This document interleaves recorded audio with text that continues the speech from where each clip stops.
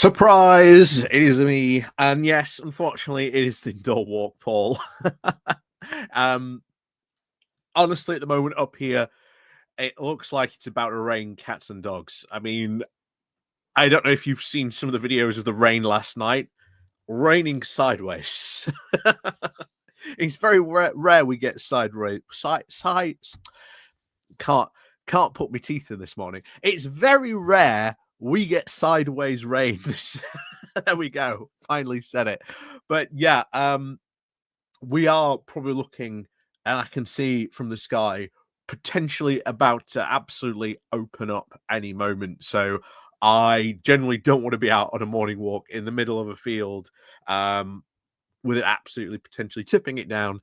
And of course, thunderstorms as well. We're expecting those up here later on, apparently at some point. So yeah, we're indoors today. However, don't worry. There we go. My screen is still a bit. There we go, from last night. So I don't know how it happened. Those of you who don't know, last night I was doing some painting when the Politics Social was all on, and everyone wanted to look at my model, so I thought I'll get it out, put my case on the desk, open it up, and it just literally my screen just jumped out from its moorings. I don't know how on earth it happened, but it just went. It's like, luckily, like I say, no damage was done, so that's good. At least he says. Well, I'm probably going to notice something now. Like, but at least the camera was all right. No, the camera was safe, so that was good. But honestly, at the moment, last night, yeah, really good, nice stream, and just unfortunate weather currently at the moment. It's a bit unpredictable. Will it rain? Won't it rain? I decided to play it. I had to play it safe a bit today. But as always, like I say, welcome to the Good Morning Indoor Walk today.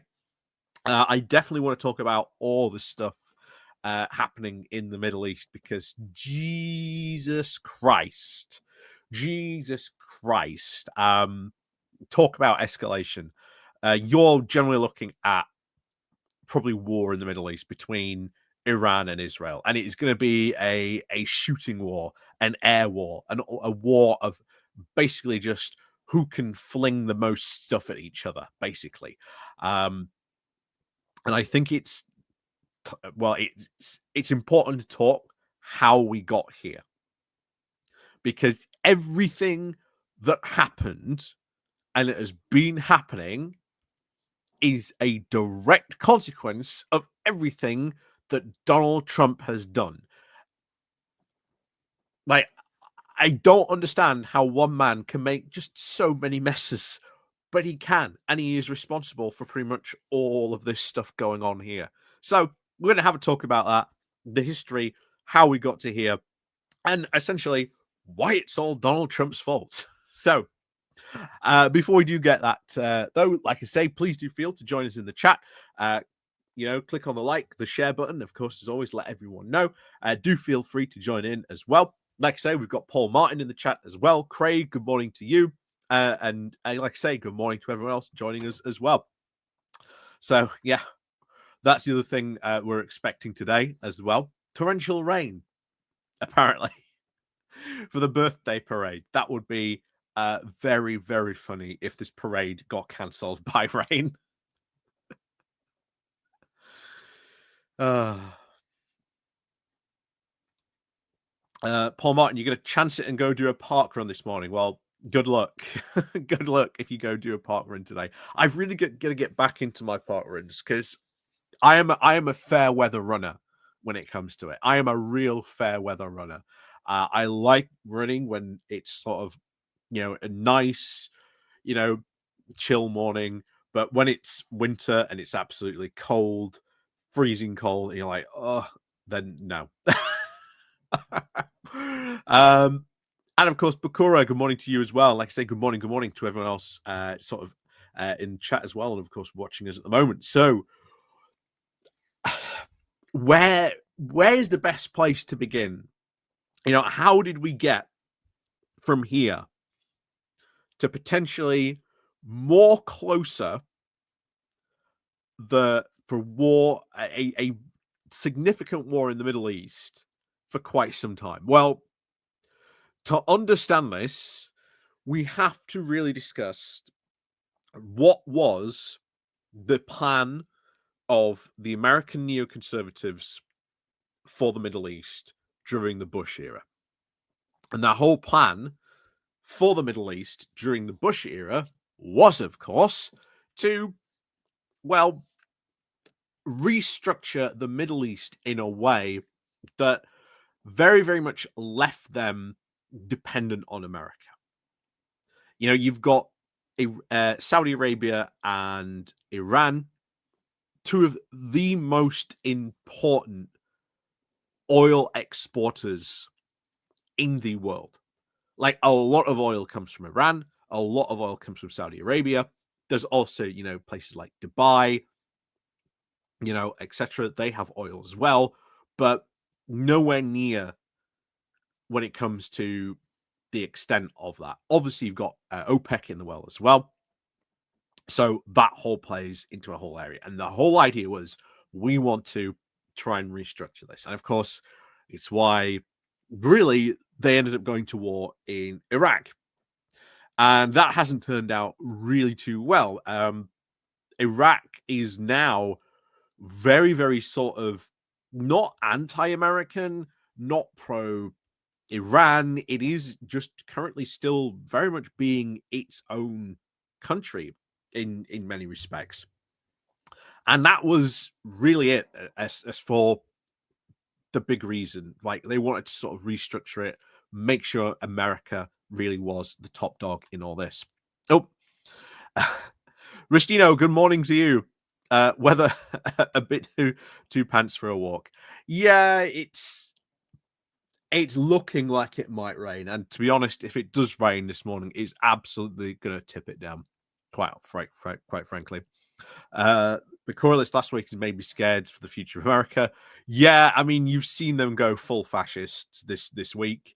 I'm not gonna lie. If I was in America, it would be pretty scary. It would be pretty scary in America. I'm not gonna lie. So that then brings us round to Obama. And one of the big things and one of the big accomplishments of the Obama administration was the Iran nuclear deal. Now, why did they come to signing this Iran nuclear deal? Well, mostly because, as we said, America wanted to restructure the Middle East, try and basically go into places and generally rebuild nations from the top down. They'll bring in all these new institutions. It would be absolutely fantastic. We're bringing democracy to the Middle East. One of their big targets was, of course, they wanted to go after Iran. Constantly, we heard that time and time again by those real Republican war hawks that their target, they wanted to go to war with Iran. They were desperate to go to war with Iran. Now, here's the thing. You really, if you wanted to invade Iran, it is incredibly hard. It is incredibly difficult. Iran is basically almost in many ways a natural fortress. In fact, let's get a map of Iran up.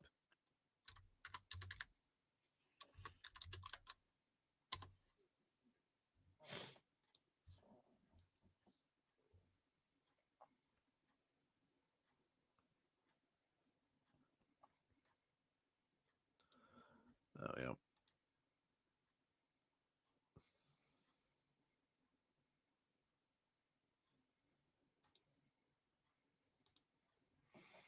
There we go. Right.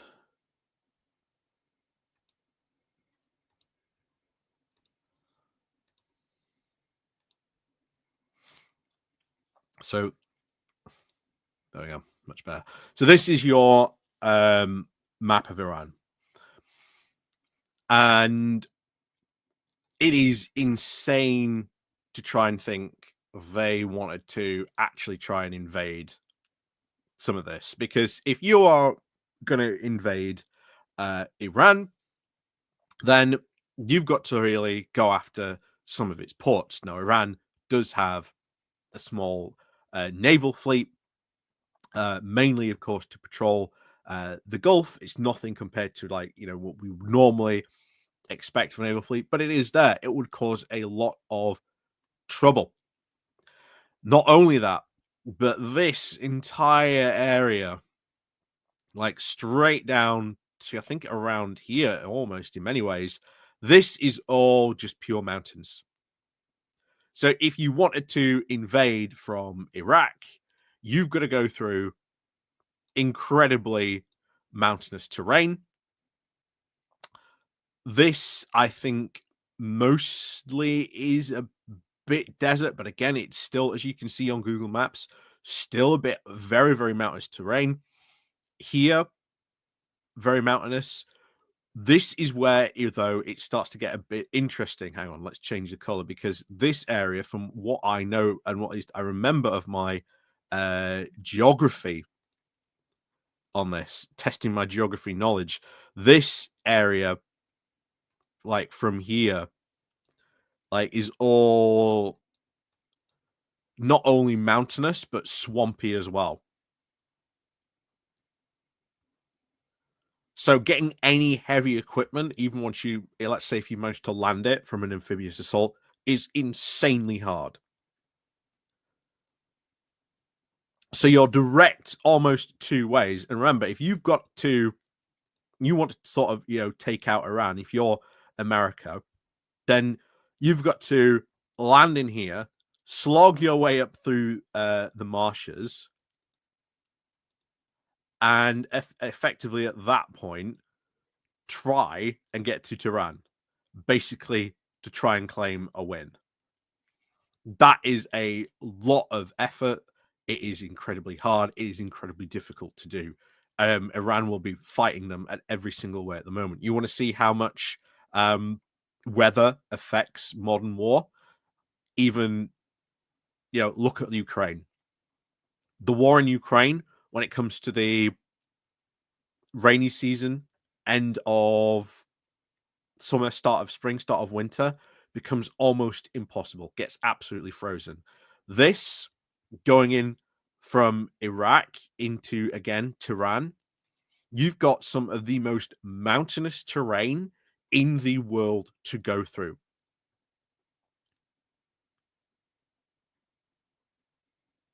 It is almost, again, next to impossible.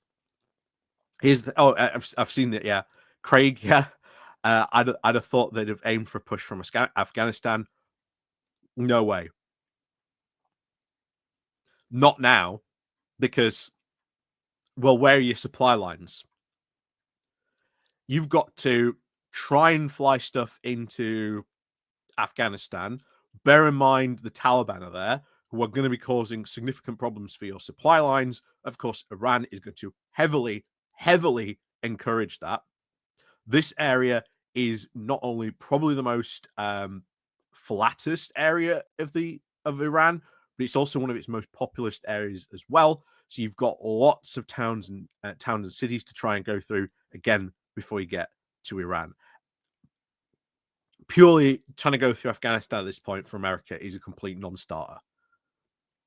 It's an absolute non-starter for 10 at the moment. It is physically impossible.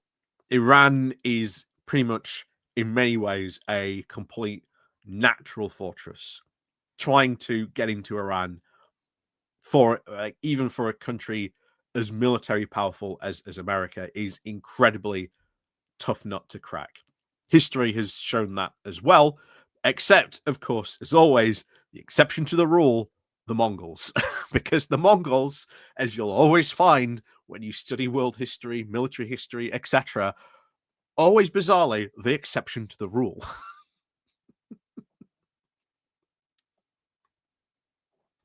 Highly, I would be very surprised if Trump commits troops to a ground war in Iran. I would be very surprised as well, but always remember the way that the Republicans used to talk about Iran and what they wanted to do in Iran had to be done with a ground war, had to be done with a ground invasion. Sure, you could bomb Tehran into like surrendering, but then how do you enforce those changes you want to make without them being undone in like a couple of years? It has to be done by a ground war and then following that, an occupation. And we saw how well that occupation went with Iraq. And that is why we get to, that is why effectively we get to Obama. Obama comes into office, basically sees that is an insane proposition. That is not happening. We cannot go into Iran and simultaneously have an occupation of Iraq and Iran at the same time. Iran is a much bigger, more difficult country to occupy. It would be physically impossible to do, and for America to like really enforce, its win essentially on that. Absolutely physically impossible. Now, would Trump, as Nicholas brings up, would Trump absolutely commit troops to a ground war? This is Donald Trump we're talking about. He's an idiot. He's an absolute idiot. Would he commit ground troops to Iran?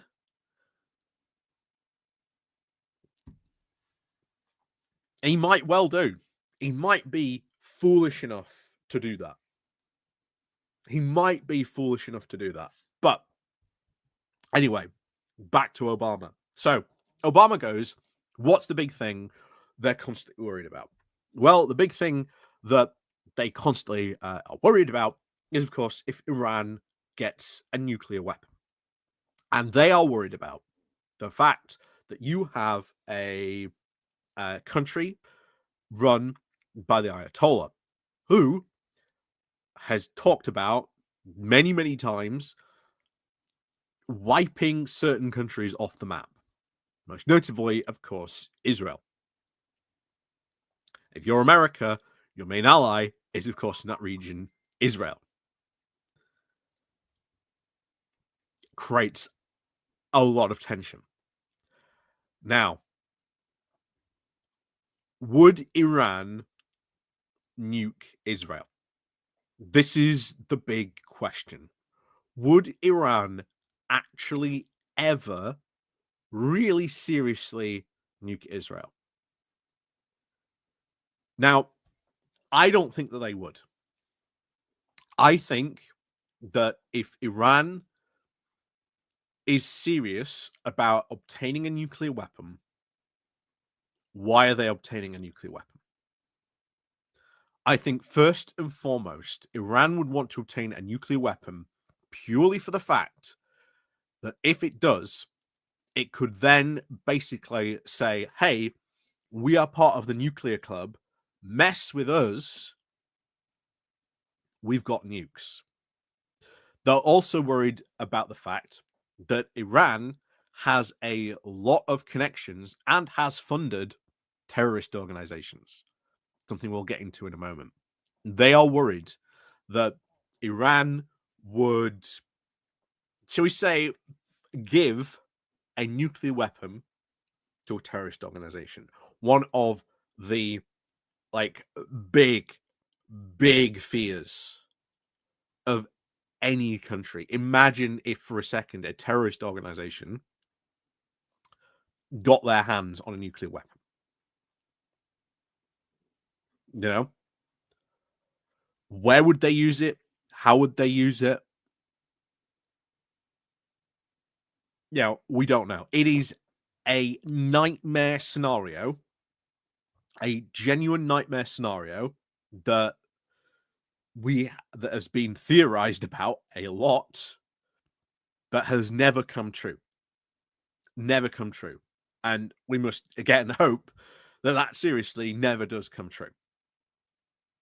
Because there's a lot of crazy terrorist organizations out there who would love to get their hands on that kind of destructive power. Make no mistake about that. So the whole Iran deal is focused on the fact of, we understand Iran wants to build nuclear power. For them, nuclear power is a great investment for their country.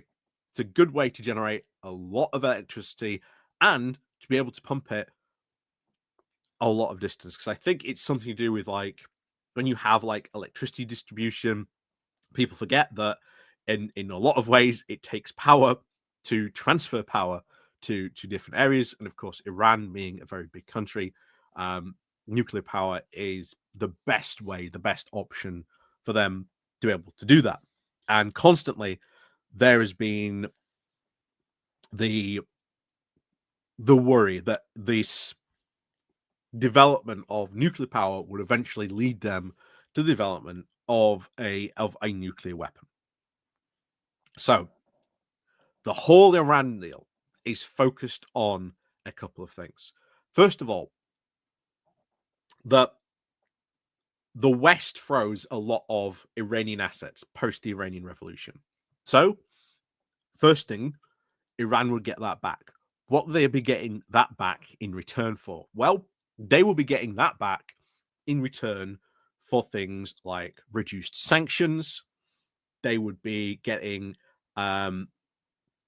inspection teams, not led by the US, but UN inspection teams to inspect these sites to make sure that, you know, Iran isn't developing a nuclear weapon.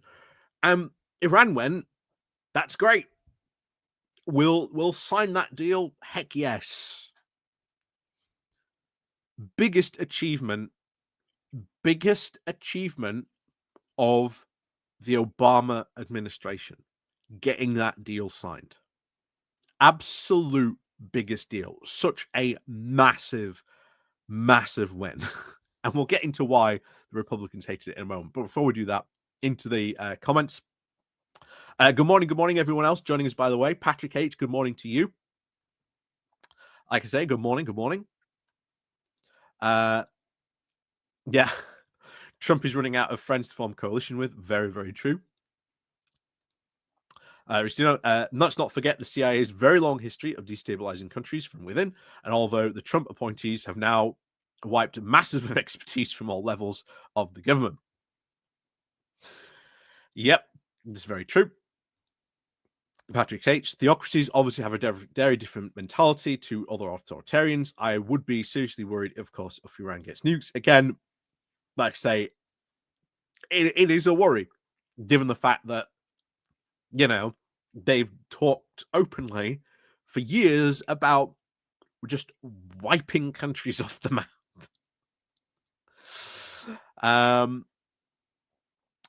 I've just found out that Iran is, of course, rich in rare earth minerals, so that might tempt Trump to try and invade.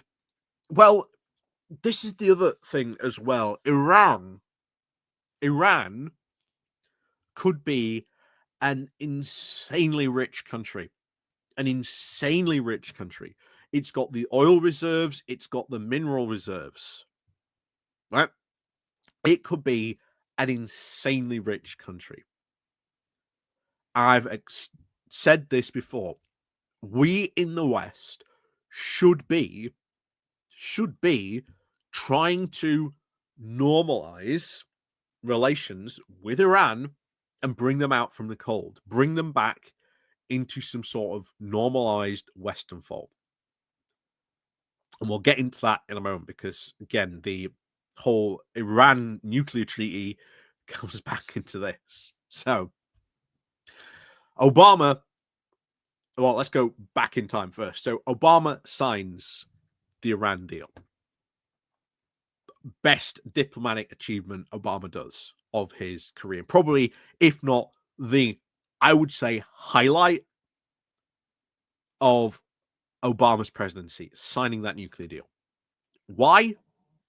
Well, as one Republican warhawk put it, that entire deal eliminated every single reason that there was to go to war with Iran.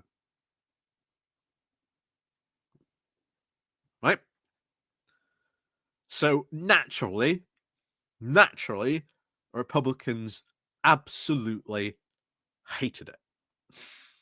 Absolutely hated it. Not only that, you've also got to think what's going on in Iran at the moment, because there are two very different, but slightly very similar, but different as well, factions going on in Iran. There is the very, very much anti American, very pro Ayatollah, very, very pro traditionalist conservatives. And then on the other side, there is the lot more, you would say, they're still conservative, don't get me wrong, but they are a lot more progressive.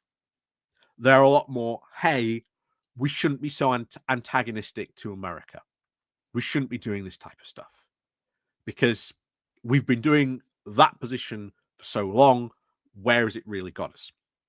And they got a lot of power and influence when that deal got signed, because they were finally able to turn around and say, you see, when we're not antagonizing America, when we're not, threatening, to nuke Israel off the map, it improves our country. And they were sort of the more modernist. Now, yes, they are still, shall we say, cut from the same cloth. So they're not entirely too much different, but from the more traditional pro-Ayatollah, anti-West view that the conservatives had, they were a little bit different, a little bit better. Then, of course, as we said, this deal, a lot of Republicans absolutely hated the deal with a passion.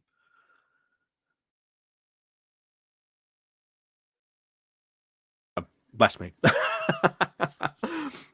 Anyway, after that sneeze, Joe Lefty, good morning to you. Michael Mayo. As long as now the Zionists run the USA's Middle East foreign policies, then we will always now be war in the region. Well, Saudi Arabia is pretty much capable of starting its own war, as they would probably say to you. Thank you very much.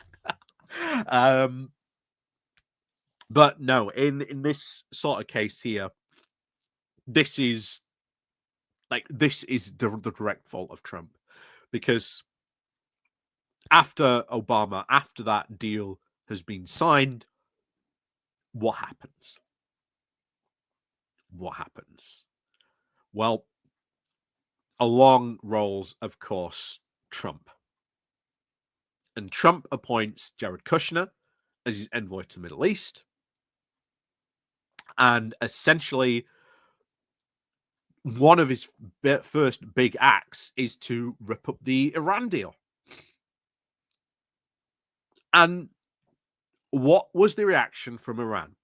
Because this is something that doesn't get brought up too often. And I wish it would. I really wish it would. So remember, you've got these two factions in Iran. One is a lot more very traditional, like, pro-Ayatollah, anti-Western conservatives. The other one we'll call sort of more, again, progressive, in massive air quotes here, progressive conservatives, but certainly, should we say, progressive for that country. And of course, they were like, you see, this deal shows if we are not, antagonistic, we can get stuff done. And they were winning. They were slowly but surely winning a lot more people to their side. But wasn't enough. Why? What happened? Along comes Trump, rips up that deal. No negotiations, nothing like that. Rips up the deal, ain't going to do it. What's the reaction in Iran? Well, those hardcore conservatives, as we'll probably start calling them. We'll call them the hardcore conservatives and the, quote, again, massive air quotes, progressive conservatives. Like I say, I don't know how you would call them, but like I say, progressive for that area. Okay, let's keep it like that. So, what happens on that? What's the reaction from Iran? Well, first things first, you have that progressive conservative who basically goes, right, yes, we don't know why he's ripped this up. This was a great deal for both of us. This is that's it, Craig. Yeah, hardliners. That's what we'll use. Hardliners and reformers. So yeah, the reformers are like, why has he done this? We don't know. This is insanity. The problem then becomes the hardliners, because the hardliners turn around and say, see, we cannot trust the West. And remember, specifically, this time they are saying the West. That we cannot trust the West. We cannot trust America. We need to be more strong, and we need to be more antagonistic. So what does this end up doing because of this? Well, first of all, the reformers do try and reach out diplomatically. They tried. They genuinely did try to see if this was possible to or like undo. They genuinely tried. However, because Trump is in power, Trump hates the Iran deal, it is rebuffed. So these hardliners, they start creating and start on purpose creating what is often referred to as the axis of resistance. So Iran is now going to start funding terrorist groups. This is where you see them start to fund the Houthis in Yemen. They fund Hamas and Hezbollah. What is this all an attempt to do? It is an attempt to try and force America to the table to discuss with them, because, oh, they have control of all these terrorist organizations, right? Anyway, before we do continue with the story, good morning, everyone, as well, joining us. Like I say, Craig, good morning. Yvonne, good morning to you. Trump will get his Vietnam. He is that stupid. Very, very true. Pappy from on the Twitch, good morning to you.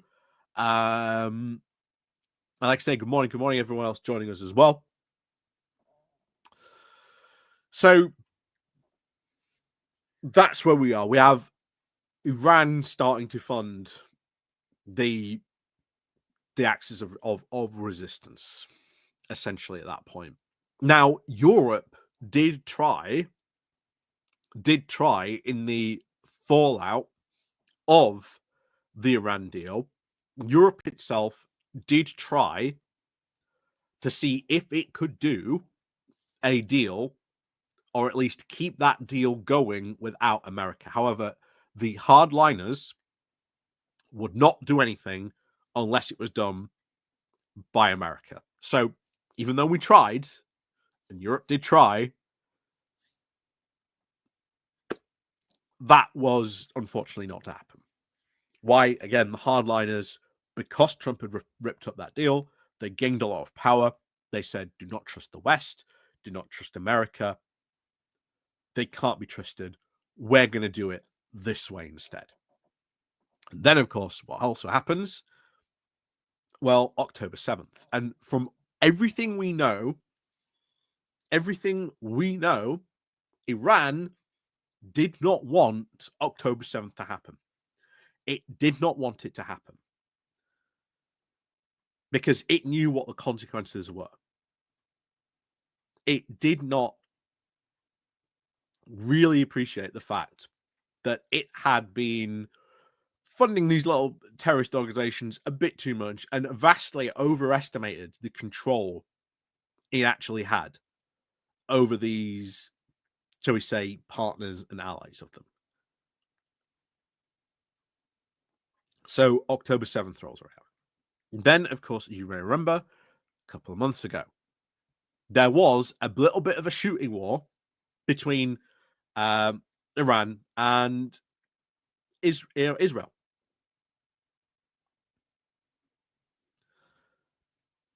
They've had a little bit of a shooting war a couple of months ago. This was all to do with, of course, Israel attacking Lebanon, more specifically to try and take out Hezbollah. So they had this little shooty war, and essentially it was saber rattling at best, but it was all designed to say, "Oh, look, we're doing something. We're being, strong." This because the hardliners generally thought that Israel would not follow through if it thought Iran might join in. And there was generally this thought at the moment that if Iran and Israel and Hezbollah were to both sort of launch some sort of attack, Israel would again fold, and or they could force them not to continue what we're doing in Gaza. Of course, that didn't happen. Needless to say, it was a little bit of a tit for tat. Now, this brings us to what we've just had recently. Of course, you had Netanyahu coming out and saying, we are going to launch a preemptive assault on Iran because we think they are developing nuclear weapons. Again,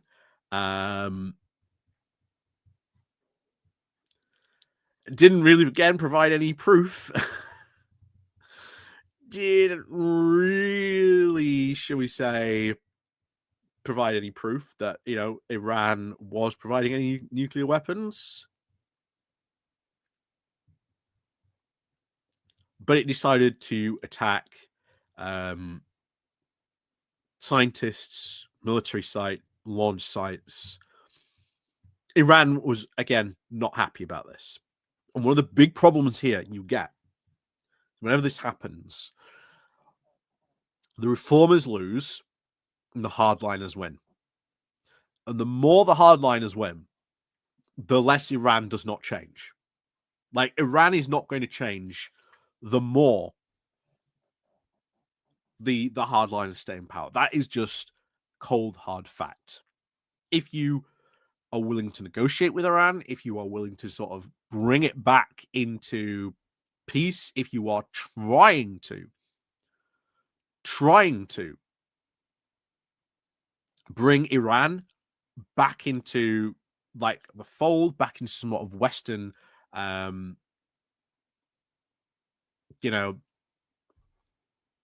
like normalcy, like with relations, which would be an amazing achievement. And again, the Iran nuclear deal was achieving that. It was doing that, and Trump destroyed that. Right? Trump ripped that up. He did that.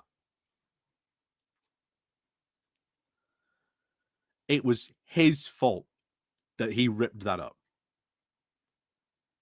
Trump right now, the situation you've got going on now, is no one else is to blame but Donald Trump, because he not only ripped up Iran nuclear deal, which removed any reason for America to go to war with Iran. It was normalizing relations with not only America, but with the West because of that deal as well.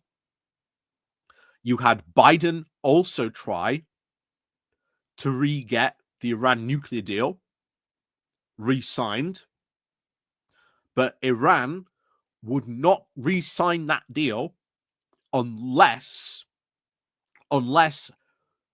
they could guarantee no other president could come along and just rip up the deal. And unfortunately, given how the American system works, they could not guarantee that. Hence why Iran and the reformers could not get that win from Biden, which would have given them a lot more power, which potentially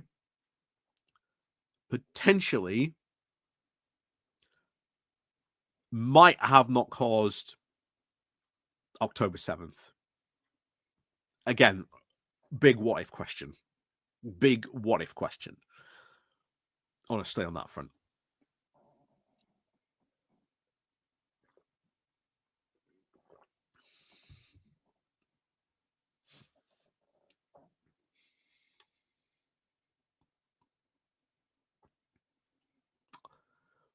It has become a big problem now.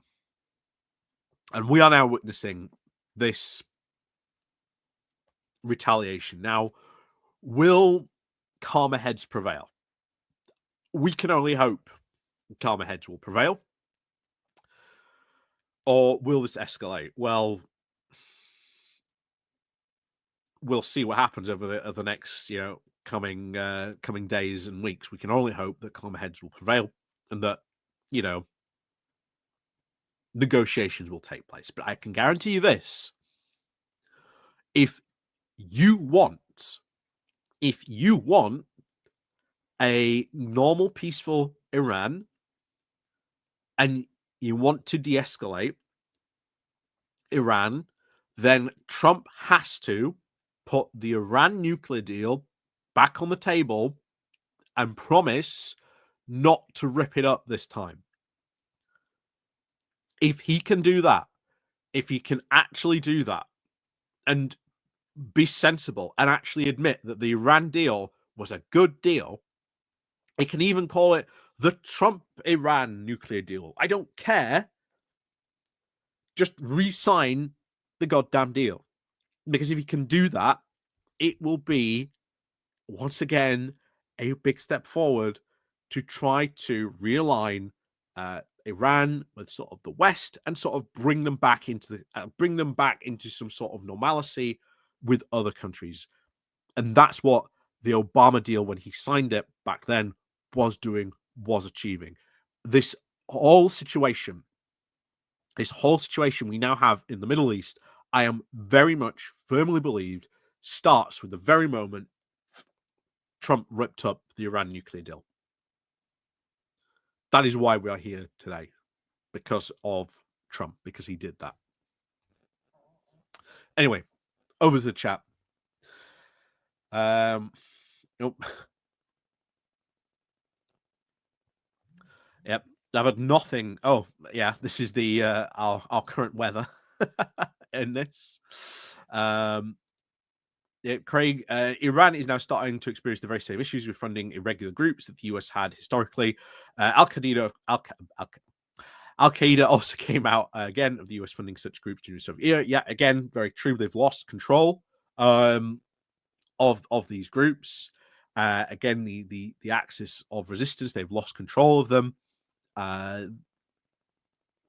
Again, a strategy they had to, again, force America to the table, to make them realize that the Middle East was just uncontrollable, that only they could control the Middle East. Yeah, not quite frankly going to happen. Craig, part of the issue is Israel now actively working to make things worse now. Again, very true. Again, why is Israel, or should we say Netanyahu, doing this? Well, he needs to stay in power. Remember, since October 7th, Israel has been in a state of national emergency, which basically means that Netanyahu can suspend a lot of functions of the Israeli government. And remember, why is he trying to do that? Because there is a lot of corruption crimes that we know Netanyahu's committed, that if he stops being prime minister, he is going to go to jail. He is going to go down for those crimes. So everything you have seen since October 7th, the big moves by Netanyahu, is that. That is why a lot of this stuff really has been done. Oh, Charles Stanhope, good morning to you as well. Morning, you'll get more views than Trump's Saturday parade. I hope so. And of course, Grant McLaren, good morning to you as well on that one. But yeah, this is the situation we are in. Is the only way you can solve the situation really is first of all, Trump has to rein in Netanyahu because there is no way whatsoever that Trump or Hegseth did not know about this strike beforehand. They did not know when this was going to happen.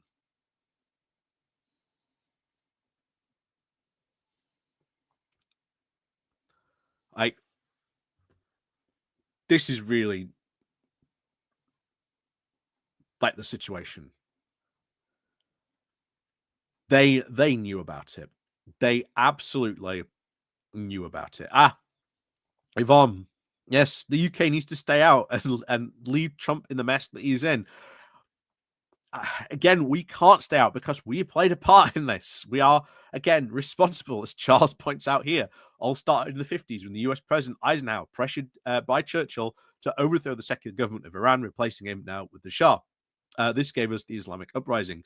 And again, we owe Iran a lot of money for tanks, which the Shah bought, and then we froze on that front. So the Iran nuclear deal, you have seen a lot of European countries, and again, when Trump ripped it up, why did Europe try to see if they could get their own nuclear deal done, to see if they could keep this deal going? America might not be involved, but hey, Europe can come in, we can keep this deal going because it was a good deal, guaranteed peace in the Middle East, and again, would remove any serious need, or at least again desire, I say serious need, but wanton desire by the again Republican hawks in America to basically do regime change and invade Iran. Like, we tried, like the Europeans tried to keep the Iran nuclear deal going. We were part of that. We were part of that move to try and do that. We have in the UK at the moment a lot of frozen Iranian assets dating back from the 50s. It is a lot of money that we could, if we wanted to, re-release. So it is hard. I mean the current situation, not historical context. Well, again, this is where we should be, I think, involved. I think we should be not doing it by ourselves, but we need to be approaching this and approaching the situation with other allies in mind. Because the last thing we need is a shooting war between Israel and Iran. Because this isn't going to be a ground war. This isn't going to be an invasion or anything like that. What it is going to be, it is going to be Israel and Iran basically just throwing everything they've got at each other. And it is basically who can throw the most stuff while protecting their own stuff as well at the same time. That is essentially what it's going to be. Just throw stuff at each other and either wait until one side gets tired or can't defend itself anymore. Then what? Israel can't, once again, enforce too much without a direct invasion. Which is, once again, where America comes into it.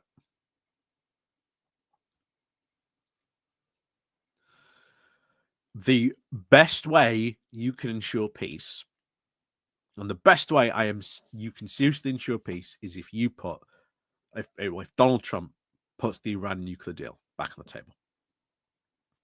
Unfortunately, that doesn't look like that's going to happen because one of the biggest opponents to the Iran nuclear deal was a certain Marco Rubio, who is now the in charge of their version of the Foreign Office in America. I doubt Marco Rubio is going to put that offer on the table or even tell Trump about that.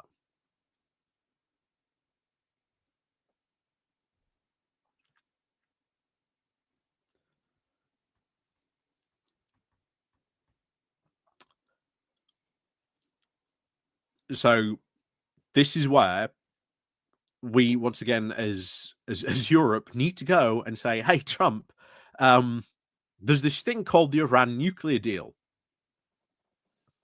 Just slide it over. Just say, you want peace in the Middle East, this is how you do it.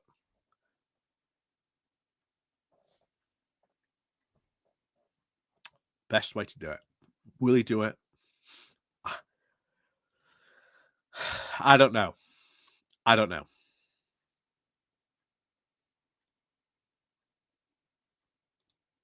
Yeah.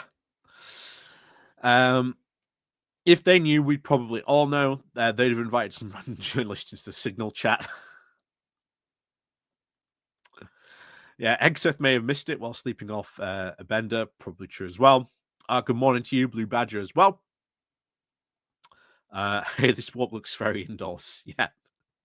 Like I say, it hasn't rained yet, but does look like it might sort of ish, kind of. We'll see.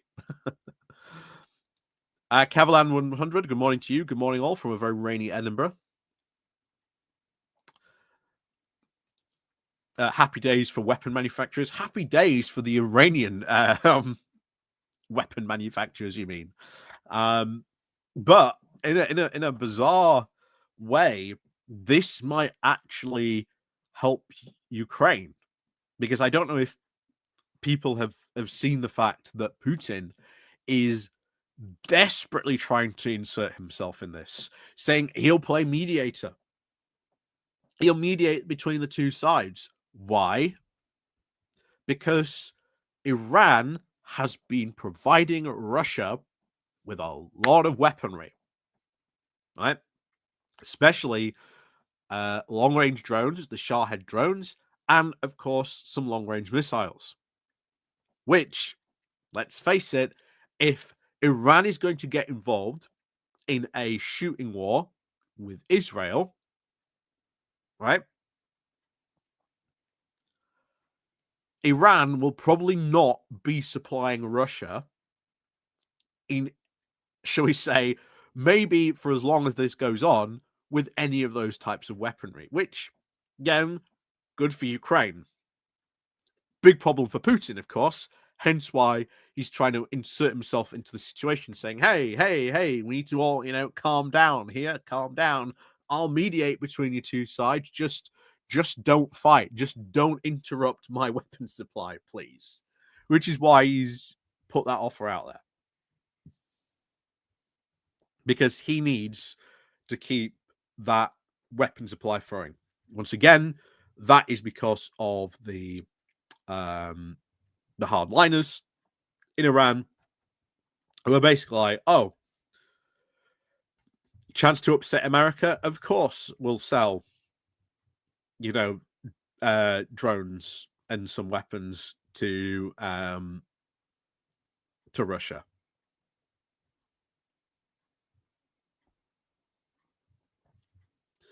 But if this is to escalate more, then Iran is going to need every single weapon it possibly can, because this is going to be a throwing match.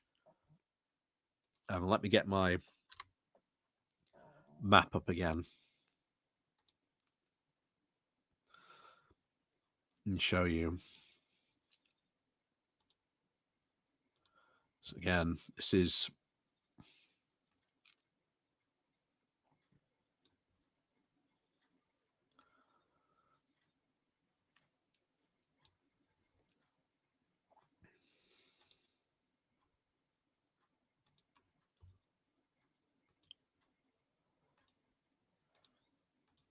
There we go.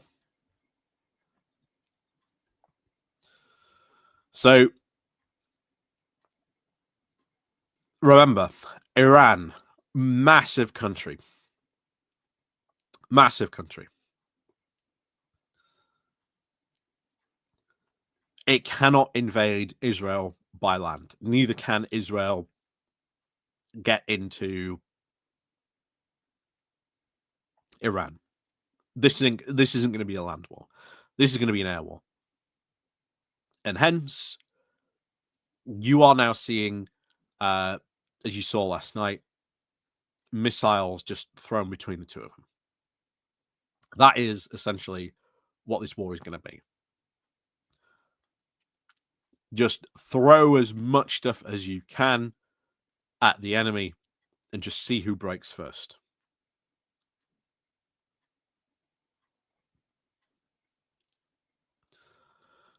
So that's essentially what we are probably going to see. And I think the next 24, 40 hours are probably going to be crucial as to see what happens here. But feel sorry for some of these countries that are caught in between them.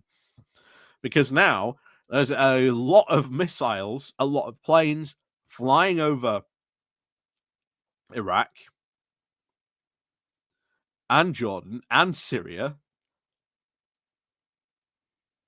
to hit Israel and vice versa. So those countries right there, just caught in between, just put them in green. All these three countries caught in between this. Meanwhile, of course,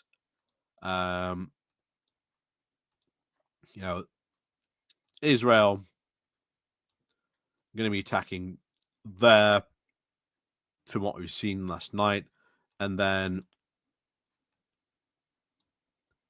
Iran obviously going to be attacking somewhere there to Tel Aviv. Meanwhile, of course, as we said, Syria, Iraq, and Jordan all caught in between these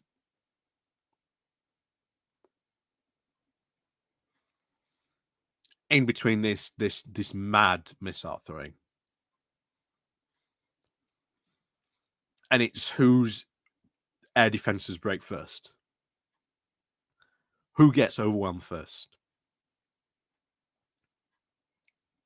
That is why Putin is desperate. He does not want this to escalate. Because if then he's not going to get any weaponry from Iran, that's for sure. Because Iran is going to need every single drone, every single missile it can possibly get to throw at Israel. Meanwhile, of course, Israel likewise is going to need every single, missile plane it possibly can. So the next 24, 40 hours, I think, are going to be incredibly important at this. Maybe, hopefully, maybe that was it. Maybe both sides have, demonstrated that they can attack each other. Basically, hopefully, both sides showing that this war is going to be a bit of a slinging match. Whose arm gets tied first. It's just how this plays out. Hopefully, cooler heads will prevail. Hopefully, the international community can put pressure on so that this doesn't end up happening.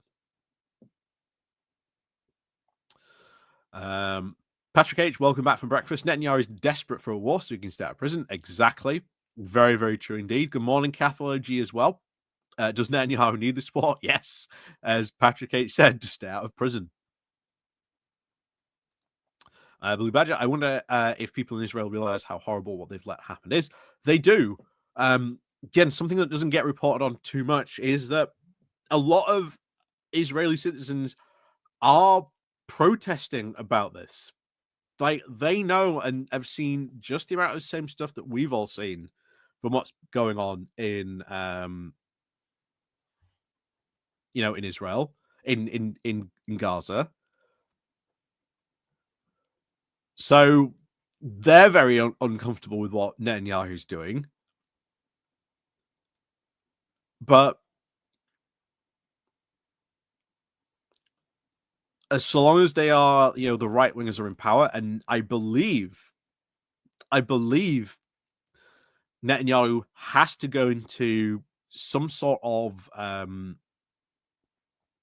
elections very soon. So we'll see the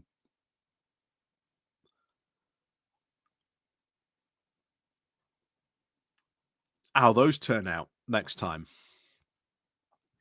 But make no mistake, a war with Iran, which he started, isn't going to go very good. When do they get to elect? It's mandatory. Let's hang on. Let's look that up. Next.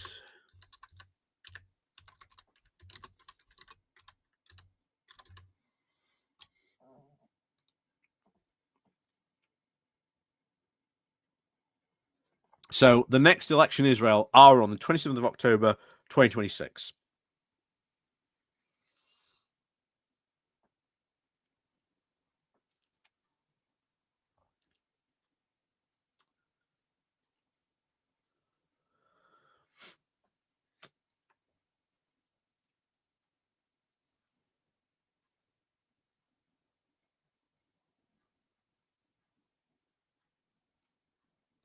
So I'm just having a look what the opinion polling is now.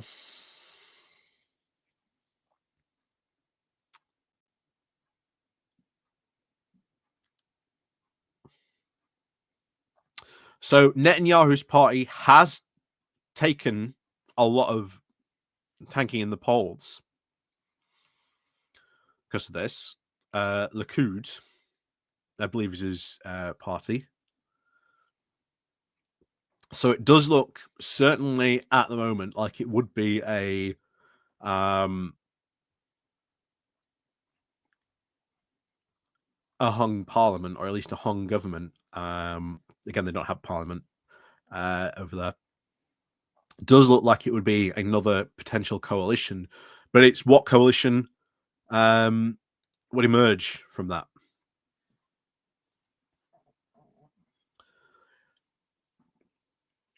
It's just what coalition would emerge from it, honestly, and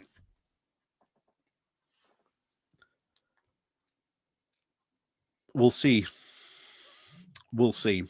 So I have been now going on now for a good hour. So thank you very much for you joining me all on this wonderful good morning walk today. So thank you very much for joining me. I hope we've learned a little bit again about the whole situation in this, and why, again, if you want to have peace in the Middle East, all Trump has to do is just put the Iran nuclear deal back on the table.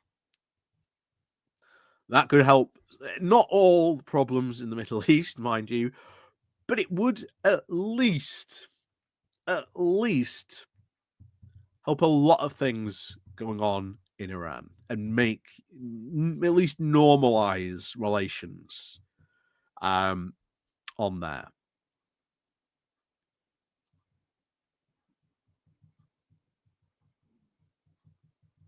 So again, next 24, 48 hours probably going to be very crucial. Hopefully there is a de-escalation in this. Hopefully it is diplomacy and the diplomats can help sort this out. If not, this is going to turn into a shooting war. And it is basically who can fling the most stuff at each other and who gets tired first, essentially.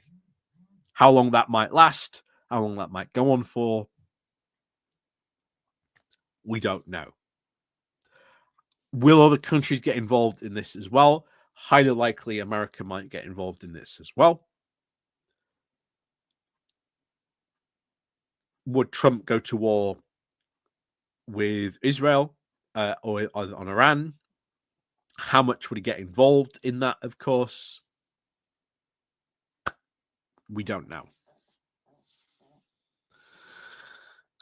So, as always, we can hope that things and cooler heads prevail on this, quite honestly. So, until, of course, next time, we will be at least be keeping an eye on this. We'll probably be talking about this on Geoscope as well next Tuesday. Probably be keeping an eye on this with myself as well on this. And, of course, as always, do subscribe to the channel, because we're following the antics of Reform UK in their local escapades on the council. We've got a couple of videos coming up for you. You can watch my one on Darren Grimes complaining about the fact that he's being forced to take mandatory training that all councillors have to undertake, which, bear in mind, all his fellow Reform councillors have done the training. He's just refusing to do it. So go watch that video. But, of course, as always, thank you very much for joining us this morning. And, of course, as always, we'll see you all next time.